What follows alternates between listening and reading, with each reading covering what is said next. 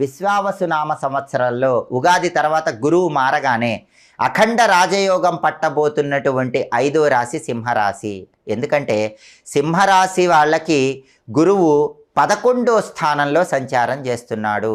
గురువు రాశి మారినటువంటి మిథున రాశి సింహరాశి వాళ్ళకి 11వ రాశి అవుతుంది. అంటే సింహరాశి వాళ్ళకి ఏకాదశ స్థానంలో 11వ స్థానంలో ఉగాది తర్వాత గురువు మారగానే విశ్వావసునామ సంవత్సరంలో గురువు అద్భుత ఫలితాలు ఇస్తాడు.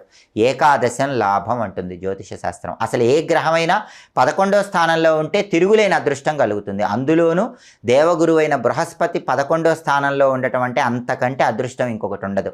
సింహరాశి వాళ్ళ కష్టాలన్నీ తీరిపోతాయి. వాళ్ళకి అష్టమ శని నడుస్తున్నా సరే 11వ స్థానంలో గురుబలం వాళ్ళని రక్షలాగా కాపాడుతూ ఉంటుంది. ఫైనాన్షియల్గా టాప్ పొజిషన్కి వెళతారు. విపరీతంగా డబ్బులు సంపాదిస్తారు. అలాగే వృత్తిపరంగా అత్యున్నత స్థాయికి ఎదుగుతారు. బ్రహ్మాండమైనటువంటి ప్రమోషన్లు, డబ్బు